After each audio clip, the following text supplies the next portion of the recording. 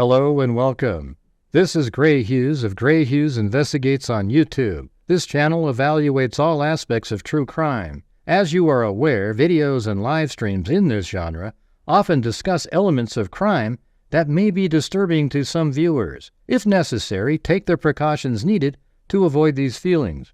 Factual information related to cases is the key to fostering rational true crime discussions. Fortunately, you will find that here. Please hit the like button only once, share the video, and subscribe if you like my content. Thank you very much for watching.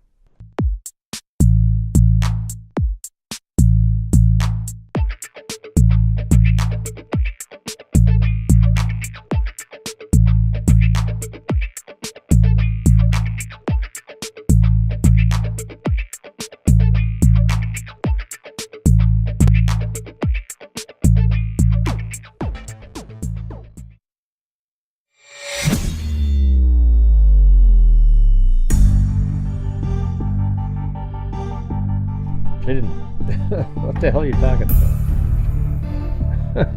Jesus.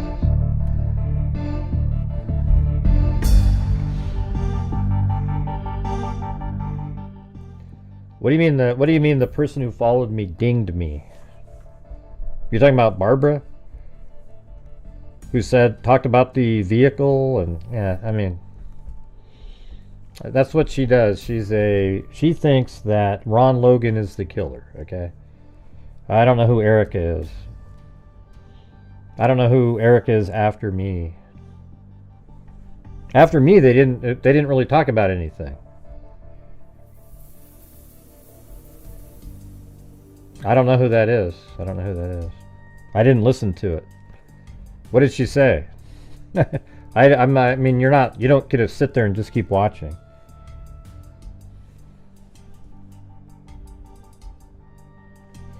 What did she say?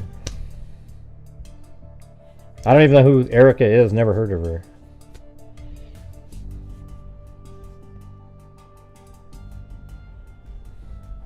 Hello?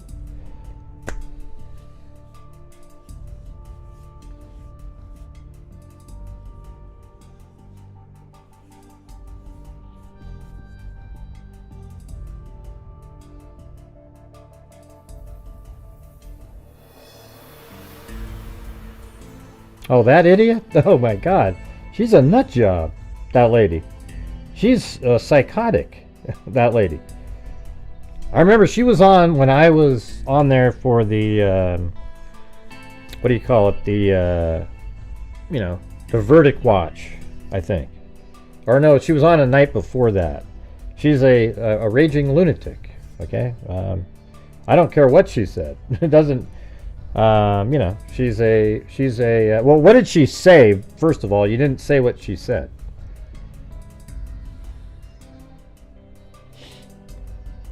Yeah, I don't care if she wants to discount the car verification. She knows that it looks like the vehicle. Yeah, she was on one time and she's back me up. Yeah, she's a conspiracy nutter, okay? And that's just the reality.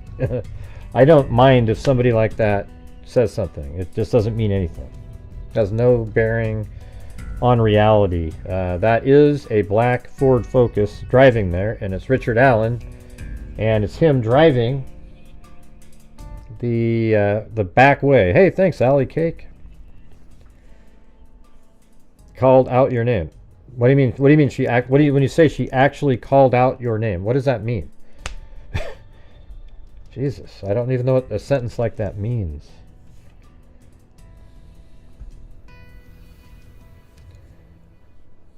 Right. But I'm hoping we can have a better night than last night on here. If you guys can please help support the channel, that'd be great. My video today was an absolute disaster.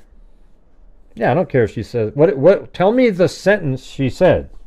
1, 2, 3, Rockchild. You keep just. I don't want to do this back and forth. I just need you to say what she said. You just keep sort of doing this little dance that people do, like when they send me an email. Hey, Gray, you interested in something? Yeah, that's okay. Are you sure? Because I really don't. And it's just like it takes forever to get the information. All right.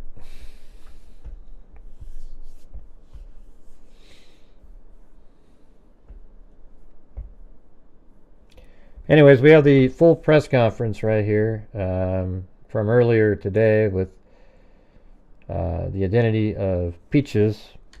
And I mean, Peaches has to be a Rex Heuermann victim. First of all, it matches the same, you know, like he did with Valerie Mack and Jessica Taylor. He cut their heads off and their limbs, etc. And I even think there was plastic bags. I don't know. He didn't use, but this is early on, so maybe he quit using garbage cans once he realized when they found her body so quickly. Yeah, so Tanya was found right here. Or I think that's where her head and hands and things were found. And then the rest of her, where is that the other spot? I think it's, that's not it. Thanks, Crimezilla. Yeah, just write, you know, I changed the name, so now I'm going to have to.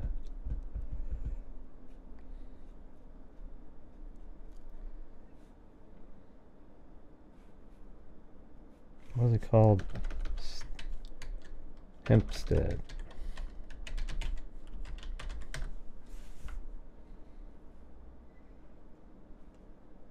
Now, right there. It was 200 yards from this highway and on the west side of this one. So, probably right there. Thank you, Crimezilla! Starting the train. Yeah, come on, everybody. Let's get on the choo-choo train tonight. Or maybe we can do some sort of a goal tonight. I can, well, if you guys get to 300 and or whatever, 300 plus, I'll donate $500 on a sort of a mid-month. Didn't we give 500 earlier in the month? I can't remember. I think it was Nick Meck. And maybe we can do something to rein, you know, violence against women. Maybe that's appropriate in this one. Is that something you guys would be interested in? And that would be me spending $250 out of my just extra.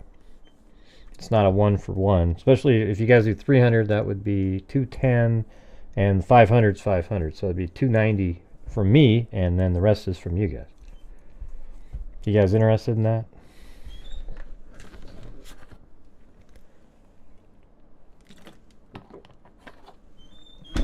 All right. Well, we're at 24.98.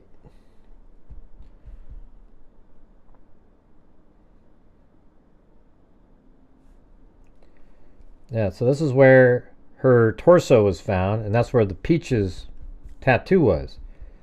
And then they must have put that DNA in a database, and then later when this portion of her body was found in 2011, it matched.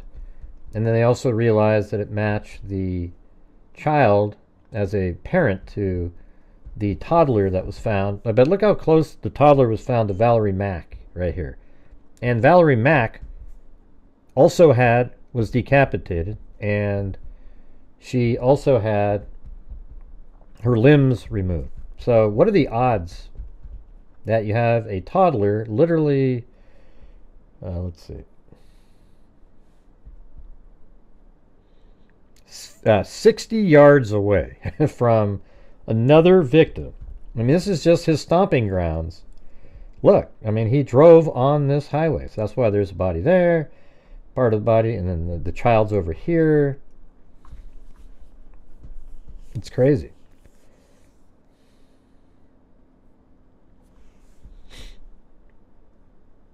Thanks, Simone. Sandy Shirley.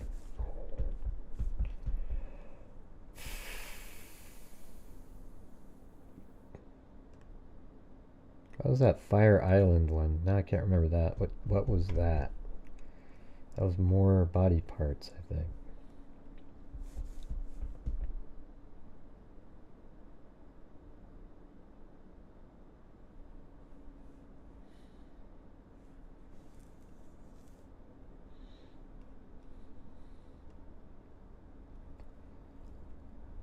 Yeah.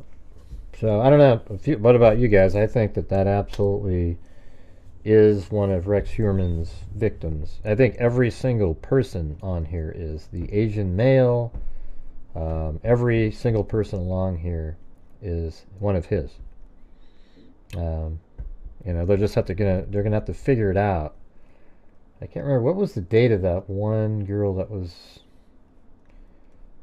it, yeah, Sandra Castillo. See, look, that's 1993. That's one of his victims.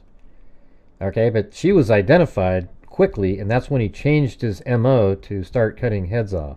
She's the reason, and limbs, because she was identified through her fingerprints, I believe.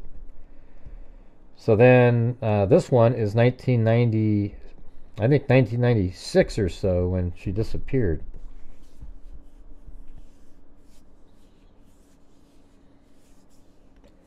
$15 minutes from Gilgo. All right. Well, right now we're at $30, you guys. We got 10 times to go.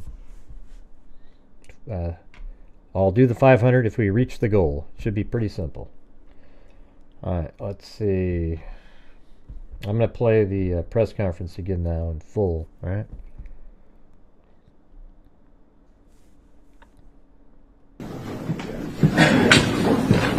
Nobody had nothing to do today?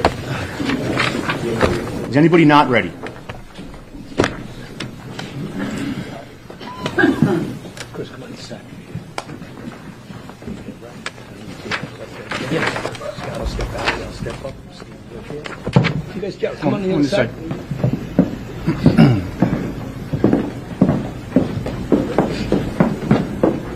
You announced everybody? Okay. And I'll leave it here for you. Put it down. All right, we good? Okay. Everyone's ready? Good morning. My name is Detective Lieutenant Scott Skronecki from the Public Information Office. We are here today to discuss updates on a 1997 homicide case. We have some of our friends in law enforcement here today to speak with you. You'll hear from the Police Commissioner, Patrick Ryder, the Nassau County District Attorney, Ann Donnelly. From the FBI, we have the Assistant Director in charge of the New York Field Office, Chris Rea, as well as the Special Agent in charge of the New York Criminal Division, Leslie Bakshies. To provide some details about the investigation, you'll hear from the Commanding Officer of the Homicide Squad, Detective Captain Stephen Fitzpatrick. Commissioner? So good morning, everybody. I'm going to be really brief. First of all, I have to thank our partners, our District Attorney, who's done a great job, Suffolk County, who's worked with us, the FBI, who's done great work with us. We're not here if we're not working together as a team. That's the most important part. We just left the county exec's office. He got a full briefing on everything, so everybody is up to date on where we are, and you will get the information that we have here.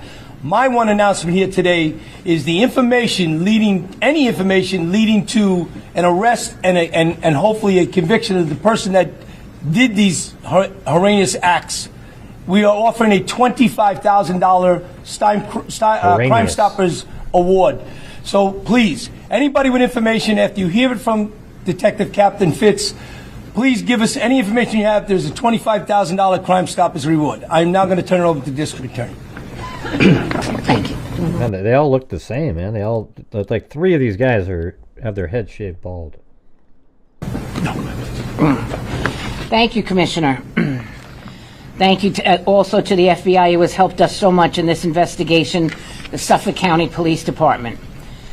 Today is a bittersweet day.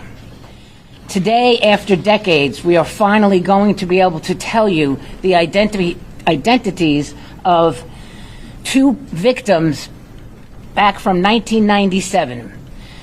The mother's name was Tanya. The baby's name was Tatiana. You'll get more detailed information on their identities from Captain Fitzpatrick. The reality is, our work has just begun. Knowing the identities of the mom and the little baby is just a first step to help us get to solving these murders. Having their identities helps us now say to the public, please, if you knew Tanya, if you worked with her, if you met her at the grocery store, you had an interaction with her, please contact us and let us know. Every little thing we can find out about her leading up to her death will help us to solve this horrific, horrific crime. We stand here together, as the Commissioner said. If it wasn't for our partners, we would never have gotten to this moment. We want to find out more about who they are and where they were and where they were coming from. My office is ready. My cold case unit and homicide prosecutors have worked alongside the Nassau County Police Department, the Suffolk Police Department, the FBI, to get us to this day. For the past few years, my prosecutors have helped piece together unsolved homicides and identify perpetrators. That work included prosecuting a known serial killer we connected with a more than 50-year-old homicide in one of the oldest DNA cases in the county. Solving aging cases like these are extraordinarily challenging, especially as evidence and people's memories fade in time. But we will never give up. We will never give up. Not on an unsolved homicide, not on Tanya and Tatiana. We will follow every lead. We will pull at every thread until we can get justice for this mother and this child. Tremendous work has been done already to get us to this point. I look forward to continuing this partnership and determining what happened to Tanya and Tatiana. Thank you. I got it. All right, good morning. I'm Christopher Rea, the Assistant Director in charge of the New York Field Office. I first want to start by thanking the DA as well as the Police Commissioner in allowing us to be part of this press conference today, as well as being able to share our role as an assisting agency in this matter. It's an honor here to be in the presence with the Commissioner and the DA and the other law enforcement entities that work this case as we announce our joint role in working to identify Tanya and Tatiana. I hope today's announcement brings a sense of peace to their family and loved ones. I must first thank the persistent efforts of Nassau County Police Department. Their tireless work to ensure Tanya and Tatiana were not forgotten, and it's the reason we are all here today. This announcement highlights law enforcement partnerships at their finest. Investigators who were unwilling to yield and accept what may have seemed like a dead end, but instead sought new avenues to find answers. By inviting the FBI to help in this case, we were able to contribute new and innovative resources to the table in the form of our immensely skilled investigative genetic genealogy, or IGG team. You may have heard a lot about these teams recently in several cold cases across the country. The IGG team combines crime scene DNA with traditional genealogy research and historical records to generate leads to identify unknown DNA, which is what happened in this particular case. The meticulous work of our team, in partnership with the determined efforts of the detectives from the Nassau County Homicide Squad, ultimately helped confirm the identities of our victims in the case. I'd also like to thank the Suffolk County Police Department, both the Nassau and Suffolk County District Attorney's Office, the Nassau County Medical Examiner's Office, and the Suffolk County Crime Lab for their invaluable partnership and assistance in this investigation. This sharing of information and techniques demonstrates a crucial role of long-ship partnerships. Quite simply, this case would still be unknown victims had these partnerships not exist. Today, there is nothing we can't do. The FBI, as you've heard the director state many times, has a long memory, and we will always seek justice for victims, no matter how much time has passed. Thank you.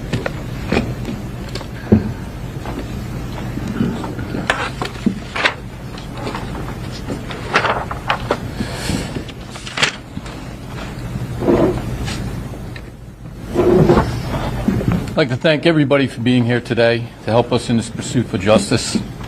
As you see up on the screens right now is the infamous tattoo of the peaches. Today we'd like to provide an update on these identities of the two homicide victims who have historically been referred to by the nicknames Peaches and Baby Doe. The first victim was an African-American female.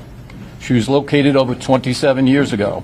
On June 28, 1997, her torso was found in the Hempstead Lake State Park, which is located within Lakeview, New York. This victim had the tattoo you see up on the screen on her chest. It's a heart-shaped peach with a bite out of it with a drop coming from it. Based on this tattoo, the victim has commonly been referred to as Peaches. The second victim was Baby Doe. Baby Doe was the second victim discovered just over 14 years ago. On April 11th, 2011, she was found near Ocean Parkway in Babylon, New York, and has been included with the Go-Go Beach murders. This victim was a toddler. She was believed to be 2 years old at the time. She's been referred again as Baby Doe. In 2015, the victims were linked. Through DNA analysis, Peaches was identified as the mother for Baby Doe. Although we linked them together as mother and daughter, we still did not know their identities. In 2020, the FBI assisted us, and the DNA was turned over to their team. They began their investigative genetic genealogy studies, which would eventually lead to the identifications of these victims. Agents and detectives subsequently interviewed family members and obtained DNA samples to confirm the identities through our Nassau County Crime Lab. As a result of this technology, the interviews, the further DNA testing and analysis, we can now provide the names to both victims. Tanya is Tanya Denise Jackson. Tanya was born on October 22nd, 1970 in Alabama. When she was found in 1997, Tanya was 26 years old and a single mother. She was a U.S. Army veteran, as you see her in her fatigues. She was living in Brooklyn, New York.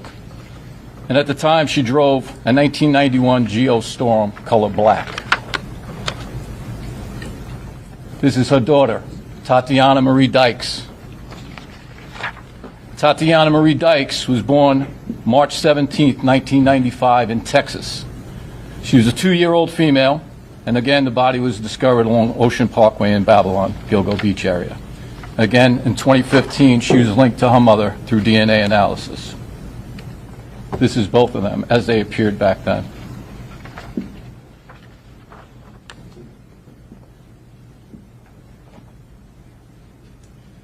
As the DA said, now we're asking for your help to get the word out to the public in our continued efforts to seek justice for Tanya and Tatiana. Please take a look at these photos. This is how they are in 1997. The next photos I'll show you is the jewelry that they were both wearing at the time their bodies were found. Also, the vehicle I mentioned that is similar to the one that Tanya owned. This is Tanya's jewelry. These are bracelets that she was wearing at the time.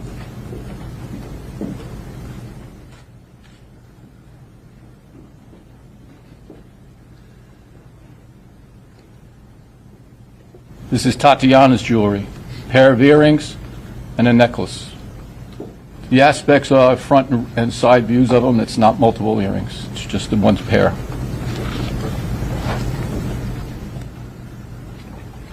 This is a Geo Storm that's similar to the car that Tanya owned and drove in 1997. Obviously, this is not the actual car.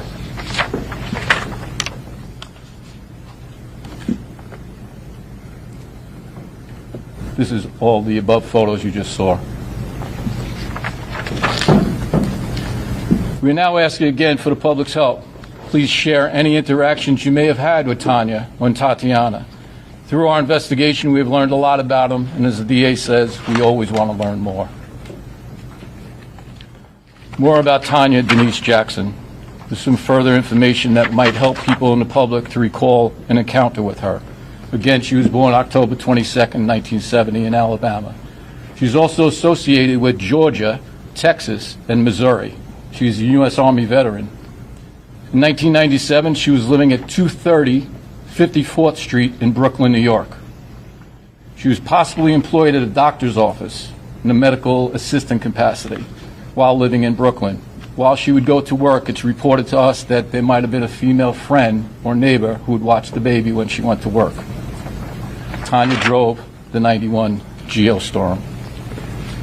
Tanya served honorably in the U.S. Army from July of 1993 to February of 1995 in the following military installations: Fort Sam Houston in San Antonio, Texas; Fort Gordon in Augusta, Georgia; Fort Leonard Wood in the Missouri Ozarks. Anybody that was in the military that might have served with her and remembers her, please be in touch, get in contact with us. Did you serve with her in the military? Were you a neighbor or a co-worker during her time here in Brooklyn? Maybe you saw them at a medical appointment where she worked, or were her friend. We want to hear from you. Now, although Tanya and Tatiana have commonly been linked to the Gilgo Beach serial killings because the timing and locations of their recovered remains, we are not discounting the possibility that their cases are unrelated from that investigation. Speculation and theories by people and on the internet should not be brought into this. As this investigation moves forward, we will continue to work closely with all our law enforcement, local and federal agencies to move forward, including Suffolk County. We'd like to thank all the agencies for all their help, for being here today, for ensuring that we could get to this point. This has been a culmination of a lot of work, as the district attorney said, from many different people over the years, retired detectives that still show interest, that call and tell us about things. We never gave up on striving for justice for either Tanya or Tatiana, and we will not. But we know there's more work to be done, and we're determined to find the reasons and circumstances that led to their untimely deaths. If you have any information, please reach out to us directly or through the Crime Stoppers number you will see soon.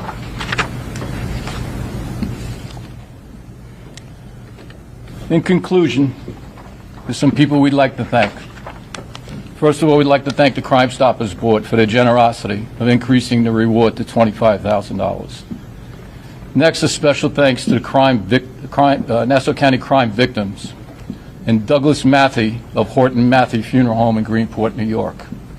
Through their time and generosity, they helped us to... All right, freaks. I don't know if you saw, but we're trying to, if you guys get to 300, I'll donate $500 to RAIN, which is Violence Against Women.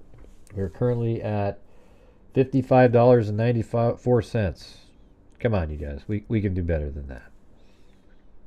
To make it possible to reunite Tanya and Tatiana and have them laid to rest back home in Alabama with their family in full military honors.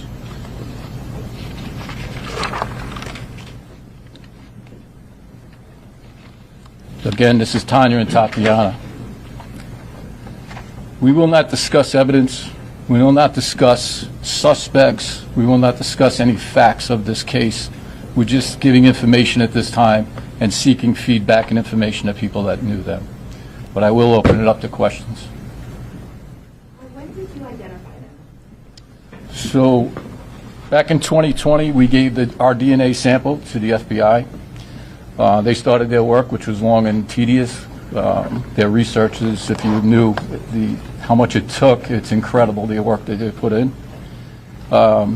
In 2022, I believe they came up with an identification they believe might be the two.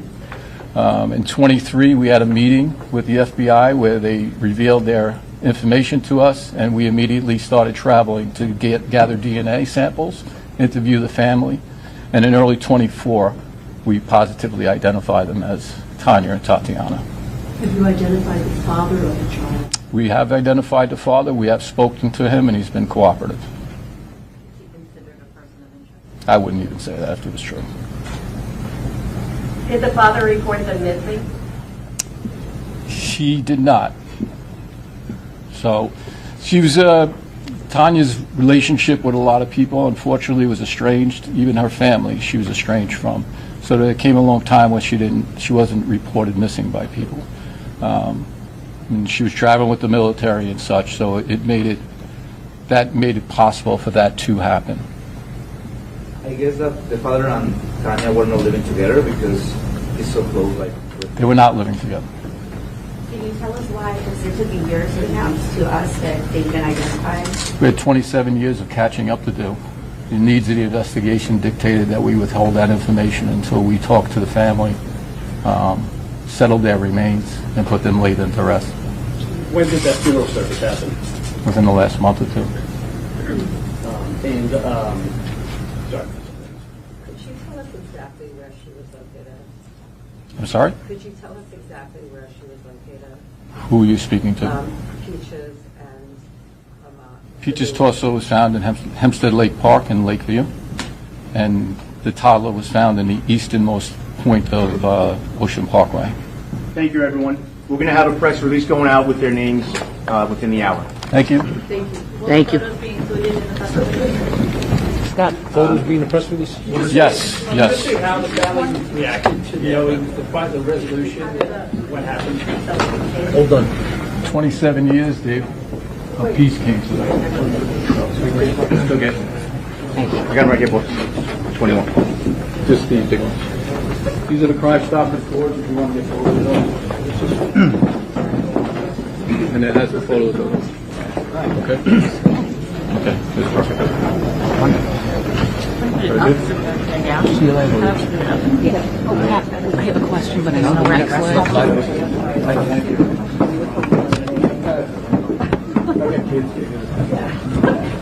I'll put it on your knees.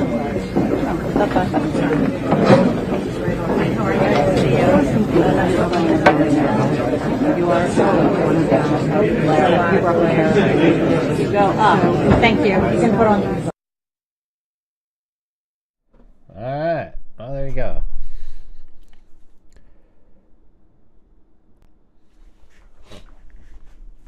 Pretty, I think the FBI, obviously, they were already close when they made that 2022. That was in my video that I put out today that nobody watched. It was in 2022, the FBI had kind of located some ancestors in Alabama, and that's where she's from. And I mean, the child has a different last name, so there's got to be a father out there. I mean, maybe it's you know what?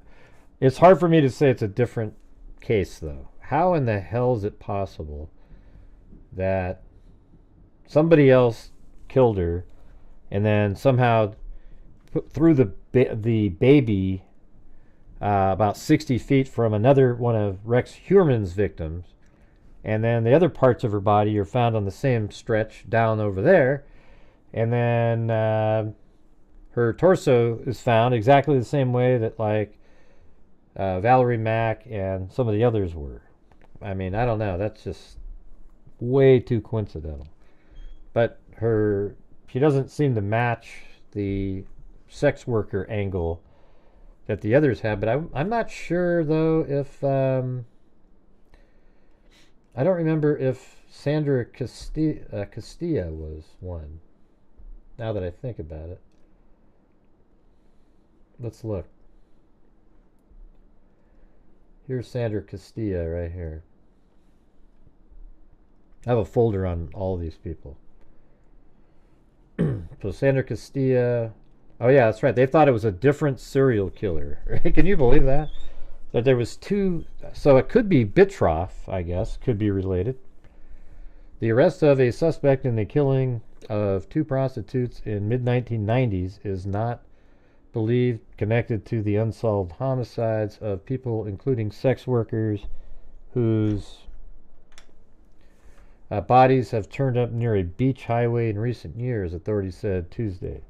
There's no evidence or investigatory link between these murders, Suffolk County District Attorney Thomas Spott told the Associated Press. The manner in which these bodies were found is very unique. Authorities have yet to identify a suspect or suspects in the deaths of 8 women, a man, and a child whose remains were found along Ocean Parkway near Gilgo Beach. On Monday, police arrested John Bitroff, 48, of Manorville, on 2 counts of second-degree murder. Spoda said Bitroff, a construction worker with a record of arrests for grand larceny and assault, was linked to the deaths of 2 women in 1990s through DNA evidence. He said Bitroff's DNA matched evidence found at the crime scene. Suffolk County Police said the nude bodies of 31-year-old Rita Tangretti and 20-year-old Colleen McNamee were found within 3 months of each other. So let's see down here. He also said authorities were investigating whether Bitroff had been responsible for the death of a third woman, 28-year-old Sandra Castilla, whose body was found in a similar state to those of Tangretti and McNamee. Castilla was found in the North Sea community of Southampton in December of 1993. Bitroff not charged in the Castilla case. I'm not sure. So let's do it like this one's 1993. This is when the body was discovered. I'm just trying to see if there's any kind of a connection, because this is one of Rex Heuermann's victims, and this is one that's around the same time period, so maybe it'd be interesting. And so was, I believe, Valerie Mack, right? So let's see. Let's look at Valerie Mack's date here. I guess we'll have to look at her folder too. I have all of these in different folders. But hey guys, what's going on? We have a goal tonight. If we get to 300, I'll donate $500 to Rain. Okay, we are just absolutely struggling again. Last night was, basically, it was a late show, so it's just a throwaway night, basically. We're currently stuck at 1/4 of reaching that goal. So if you're out there and you have the ability to, if we get to 300, I'll donate $500 to RAIN, which is Violence Against Women. That's what they do. They also test backlog of rape kits, etc. Gray, do you think it was Rex? She also doesn't match. I do think it was Rex Heuermann. Rex Heuermann didn't really have a specific race. One of his victims was Hispanic. One of them was Asian. I guarantee you the Asian male is his, because he also looked that stuff up. And this woman's black, yeah, but look where she's found. And the toddler, right there on Ocean Parkway.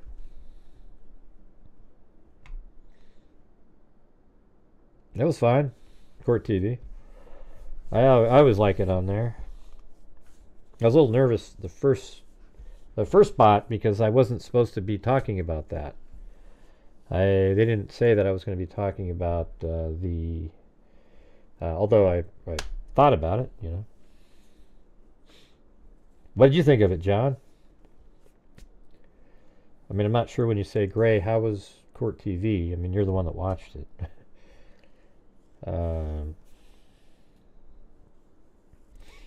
Alright, so how do we get the ball rolling, you guys? We're stuck at 65.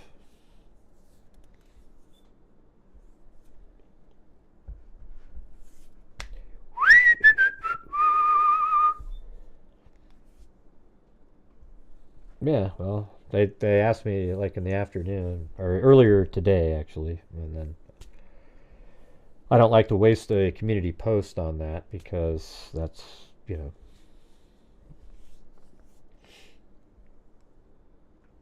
And as you noted in the premiere video, Richard Rex Heuermann had a type. It was notably small, right? All the easier. So I don't know how tall she was. This victim right here. You? Cool what? Why were you shocked to see me there? I've been on Court TV probably, I don't know, 15, 20 times. I don't even know how many times I've been on there.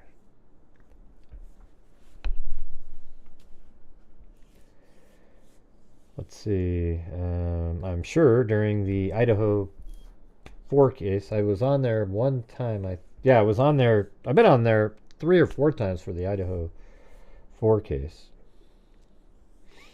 Yeah, I don't know what's going on tonight again, you guys. This is almost becoming habitual. The support. We're just trying to do a goal tonight so we can donate the 500. Oh, it's first time? Okay. I've been on there many times for the Delphi case as well. I was on there for the verdict watch for hours. And that was pretty cool because I was the only one that got it right.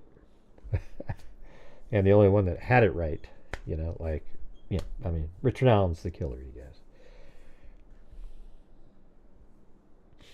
Right. That's what it stands for. Paulette Leonard typed it in right here. Look.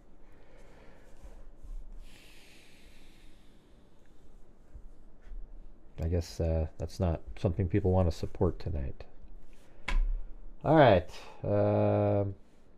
Yeah, so let me go through the...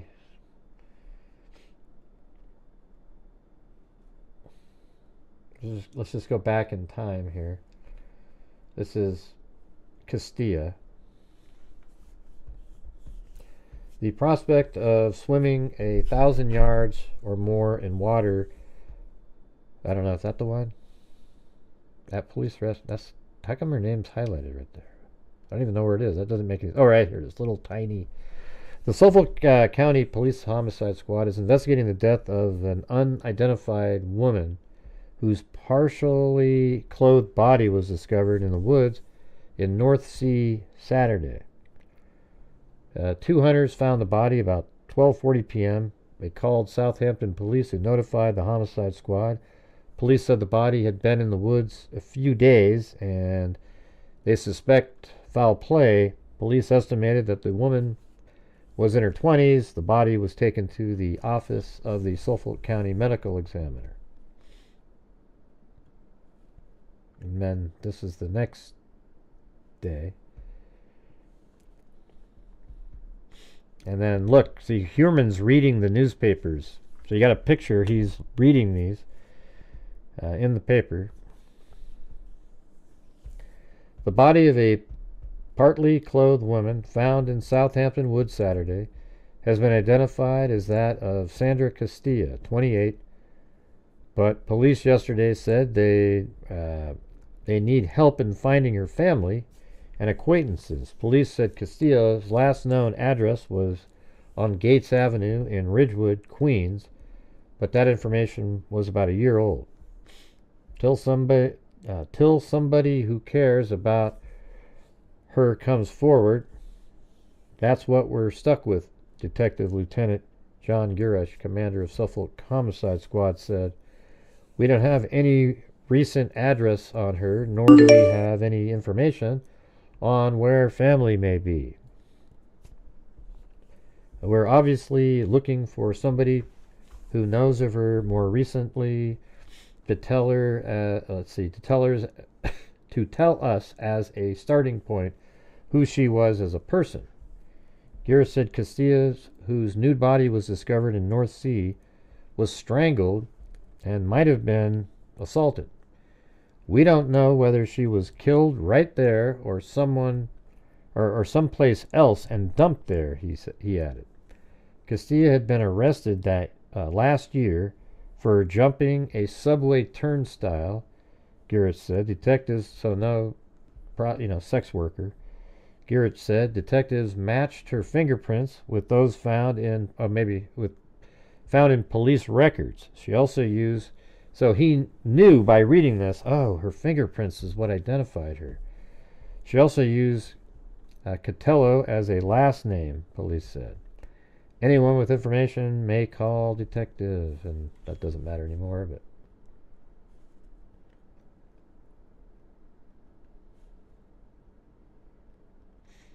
And that's her right there. Suspect in Gilgo Beach killing may have started preying on women more than 3 decades ago. So, Rex Human. The man charged in the Gilgo Beach serial killings may have started preying on young women earlier than first believed. So he has already been charged with Castillo. They were able to link, I think, hair sample, a hair or something like that again. I mean, that's crazy. But they don't mention that she's a sex worker or anything like that. Let's see, the Castillo case is the oldest murder that prosecutors have hung on Human. They say the 28-year-old woman was killed either on November 19th or 20th, 1993, when hunters found her badly battered and mutilated body. Castillo, according to Heuermann's indictment, was a native of Trinidad and Tobago, who had been living in New York City, but the document shed little else in the way of information about her. At the time of her disappearance, police said Castillo had been living on Gates Avenue. I mean, it's possible she was a sex worker. In the Ridgewood section of Queens, a borough of New York City, and sometimes used the last name Catello. She was arrested in 1992 for jumping a subway turnstile, so her fingerprints were on record, Newsday reported at the time. So her fingerprints weren't in the records for prostitution. They were in there for just jumping a turnstile. So it seems like if they had her, I don't know, maybe she tried it and Heuermann was the first one. Maybe she was an escort, a little different. Well, let's see. Heuermann was also charged Thursday with second-degree murder in the killing of 20-year-old Jessica Taylor, who disappeared in July of 2003 while working as an escort in New York City. Her dismembered, I bet you escorts get arrested, have less of a criminal record than just a regular street walker type.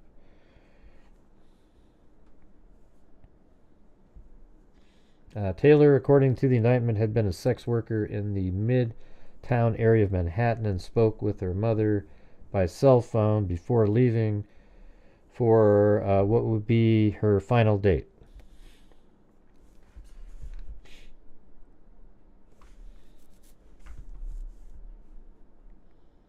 And that's her right there. That's just brutal. So I just remember she was found.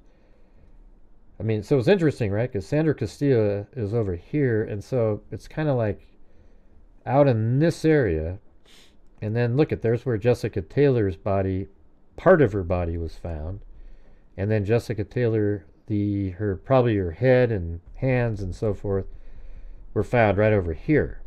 So don't you find it interesting that I think in 1993, Rex Heuermann, after Sandra Castillo's body was found and identified through fingerprints, after that took steps after every killing to not leave the hands and head with the body, because you can do dental records.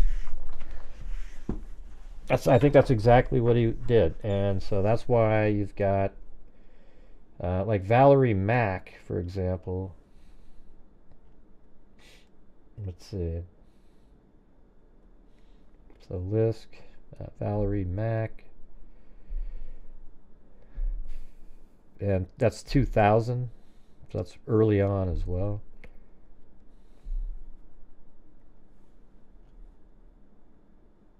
I guess what we could do, before we do Valerie Mack, how about we do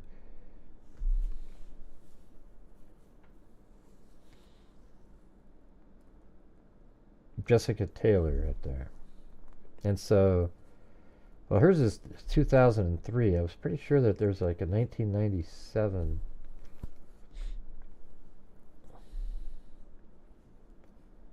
Jessica Taylor.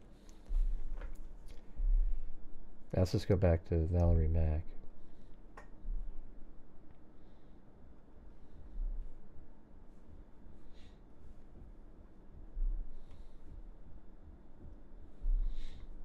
Yeah, so Long Island hunters discover woman's remains. A trio of hunters searching for game in Manorville thicket yesterday. Instead, interestingly, Manorville, isn't that where that other Bitroff guy lived? The hunters' dogs found the unidentified woman's partially decomposed body at about 10:30 a.m. as they searched for pheasants in the wooded area, said Homicide Squad Commander Detective Lieutenant John Gierich. The body, which was located about 200 feet off of Halsey Manor Road and near the utility right-of-way. That's why I have it. Let's see. I think this is Valerie Mack. So here's the utility right-of-way there. Or maybe, are we on Jessica Taylor right now? No, Valerie Mack.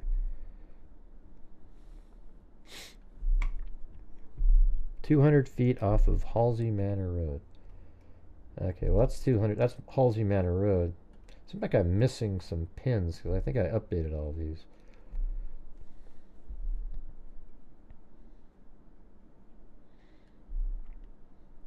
Manor's dogs found the unidentified woman's partially decomposed body at about 10:30 a.m. as they search for pheasants in the wooded area. The body, which was located about 200 feet off of Halsey Manor Road and near a utility right-of-way. So this should be more like right up in here. But I think I remember using GPS coordinates that they had. So I don't know. I'm going to stick with where I have it. Hello, FSC figure skating coach. So are you guys... We're not going to make the goal tonight to do the $500 to rain. It looks like it just was completely like, you know, like denied or something.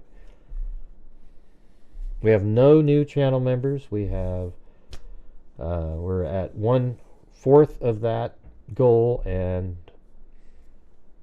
you know, something I suggested.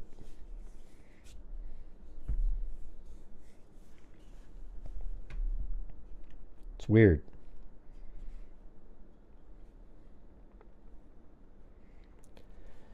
The body, which is located 200 feet, yeah, we did that. Right now, we have some human remains that appear to be that of a white female, Garrett said, adding that the case is being treated as a homicide, although it is too early to tell if the woman was murdered. He added that both hands and the head of the victim were missing. So it's not, I mean, the head and hands are missing. That's exactly the same as Tanya.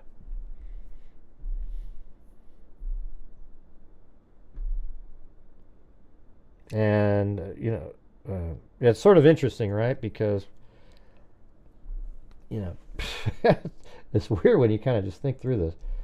Like Sandra Castilla here, it's possible she wasn't even a sex worker, but just that one arrest put her fingerprints in there, and that's what changed Rex Heuermann's MO to start cutting the heads off and hands off. So he did that both to Valerie Mack and Jessica Taylor.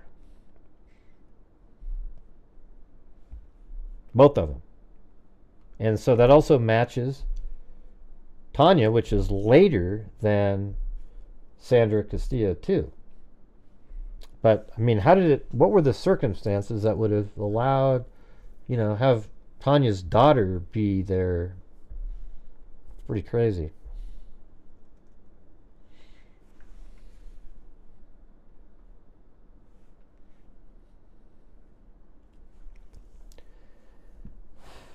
He added that both hands and head of the victim were missing, a fact that may hamper efforts to identify the victim. Heuermann's like, yes. The victim and ultimately locate her assailant. It's presumed that cutting off the hands and head is done in an effort to thwart identification of the victim. Details were sketchy yesterday but Gershitz said the body was likely that of a small woman whose age could not be immediately determined, and that no personal effects were culled from the bags or the scene. So Rex Heuermann always took all the victims to his house. Homicide detectives left the scene shortly after 5 p.m. yesterday after combing the woods for evidence for several hours. Still, it was unclear yesterday how and whether the victim had been killed, how long the body had been in the woods, or how long the victim had been dead. But Gurich said an autopsy by the Suffolk County Medical Examiner's Office scheduled for today might reveal some of those key clues to the mystery.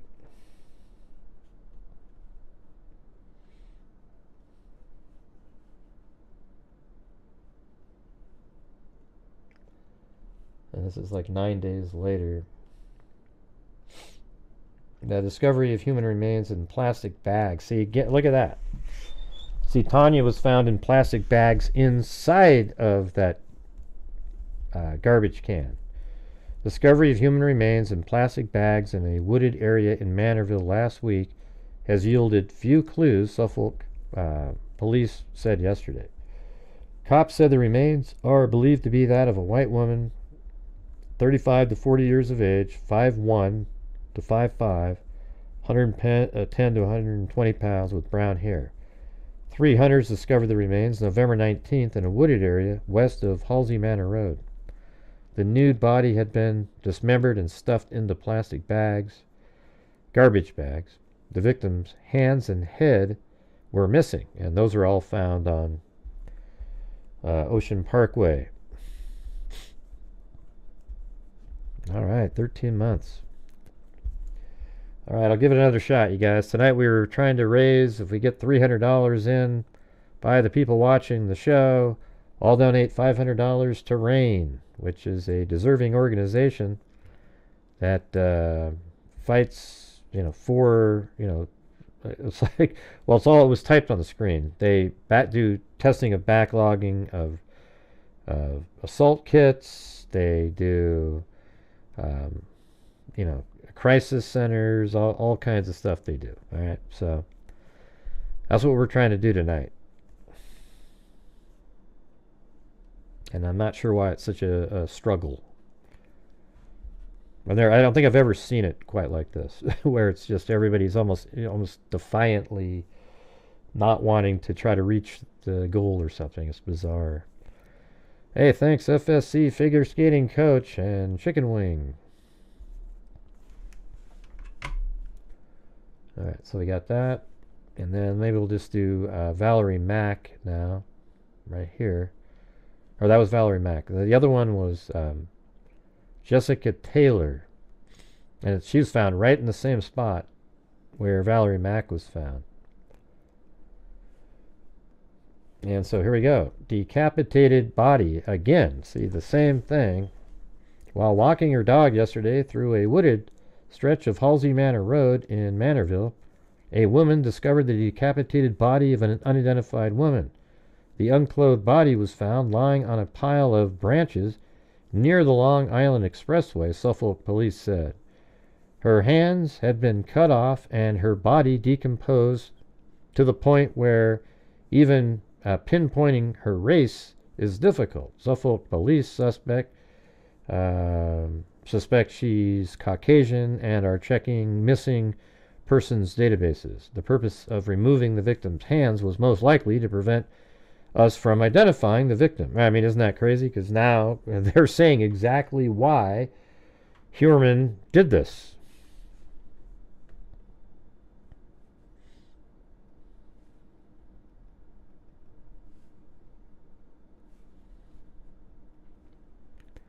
Cops seek help in identifying body.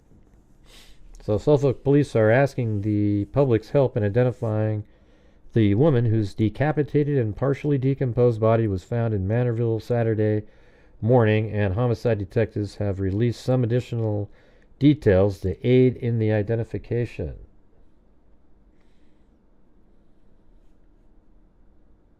There isn't 1,500 people watching, by the way. It's another fake, like these trolls think it actually affects your channel. It's hilarious. But thank you for wasting your money again, Yeah. The woman is believed to have been white. Here's how you know. We have a total views of 835, which is pathetic. But there's 1,500 people watching. How is that even possible? Well, because it's not. Police said the woman also had a decorative decal on at least one of her toes speckled with purple and silver. The body was found at about 10:45 a.m. by a woman walking her dog in the wooded area off Halsey Manor Road. Police said the body was unclothed and lying on a pile.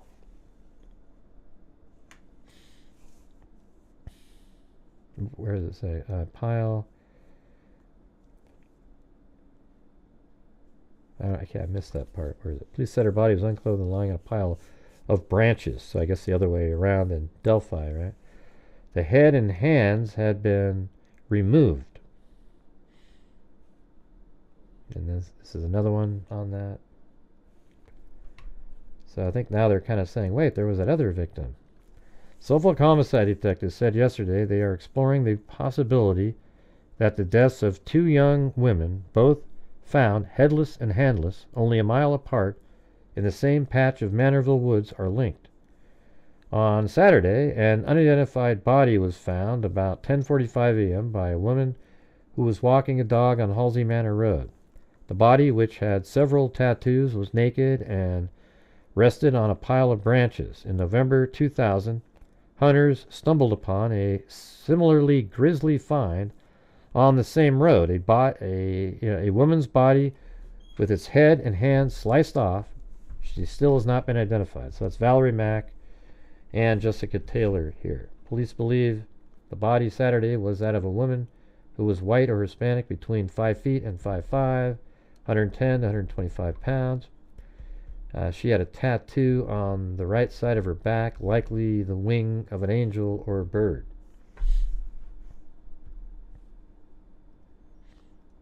I just think it's interesting seeing the timing. You know, Costilla being identified changed his MO, and then he kept, and then he changed it up again a second time, like later. Like, I think his victims around 1999, you know, the late 90s and early 2000s, he cut their heads off. And then the ones later, he didn't do that. He pretty much just put them in a burlap sack and then dumped them off the side of, because he probably felt like, wow, you know what, nobody's ever found any of the bodies that I put on Ocean Parkway.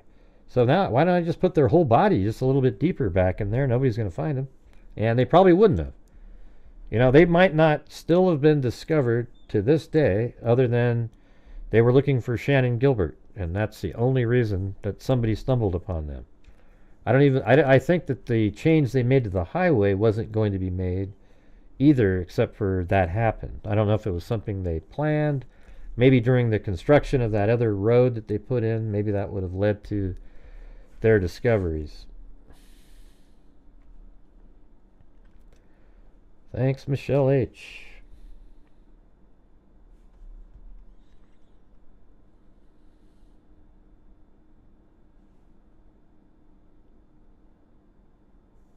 Yeah, that's what we said.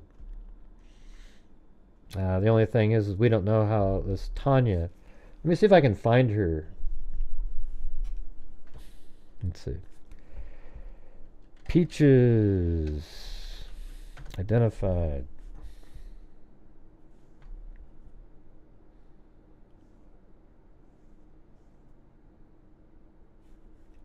By the way, see, you can look how bogus that is. Look at that. That's that blue line is the number of people, the views. See that? It's just, there isn't 1,180 people watching.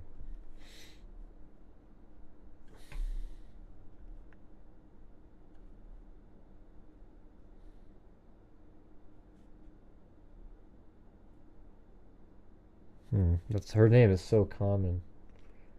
I mean, that's a problem.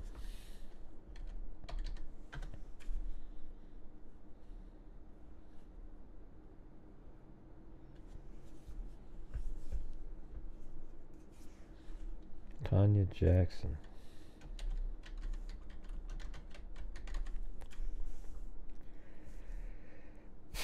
Yeah, it's just...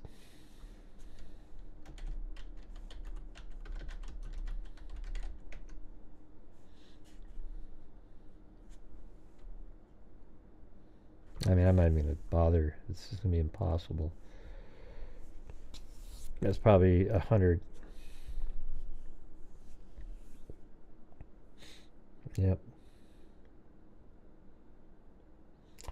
Yeah, well, whenever I talk to YouTube about it, they go, "No, boy, that looks normal to us. You know, we don't detect anything." And I'm like, well, it's not real because, I mean, there's 800 views and it just doesn't make sense.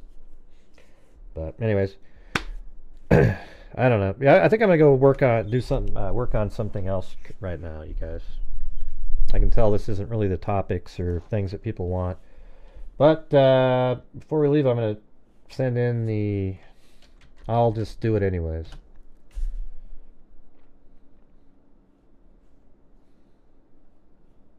Wouldn't want them to miss out. Alright, so hold on, I gotta sign in and shit.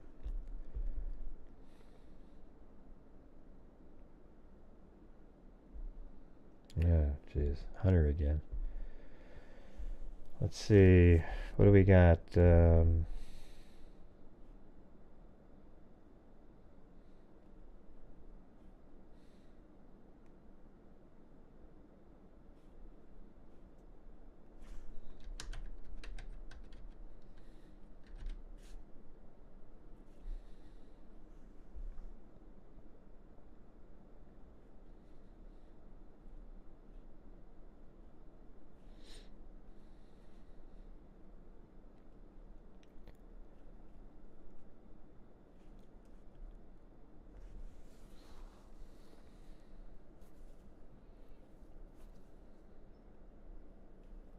Hey, why don't we make it for Tanya Jackson?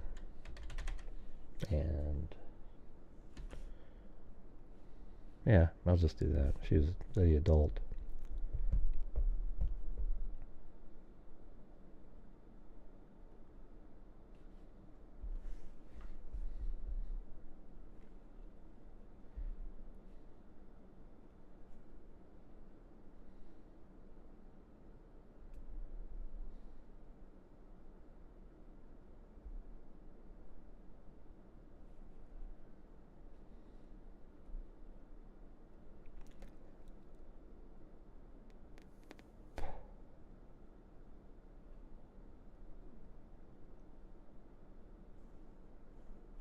Oh, gotta put a phone in here.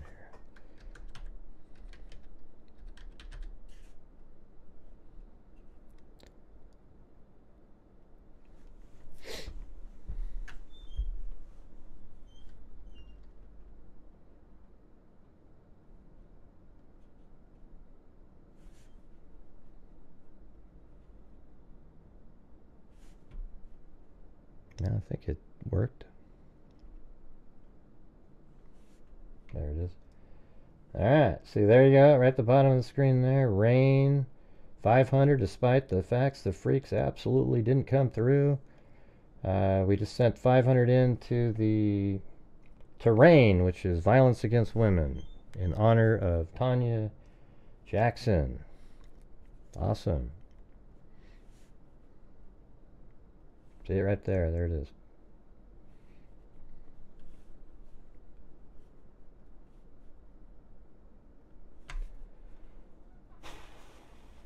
So thank you to Miss Angels, Paulette. What else we got here? We got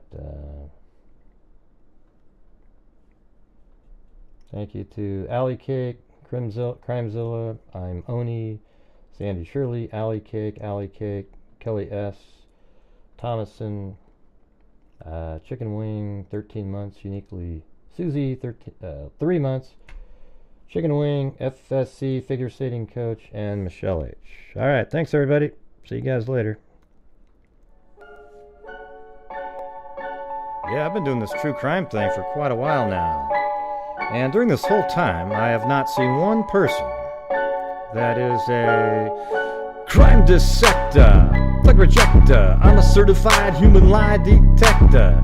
Gonna get ya on a stretcher if you try and play me like an old projector. Crime sector is my nectar. Professor Grader's gonna give another lecture. Crime collector, freak connector, and I'm always gonna be a pup protector. Fool deflector, interceptor, and I'm meaner than a specter with a vector on his pector. With all respect, y'all, just remember I've a temper fucking checked ya. I have no agenda, I'm no pretender, and I'll serve it to you straight without the blender. And in the end, I'm gonna send ya on a mission to reveal the true offender. Yeah, so I'll just get right back to work. Alright, everybody, talk to you.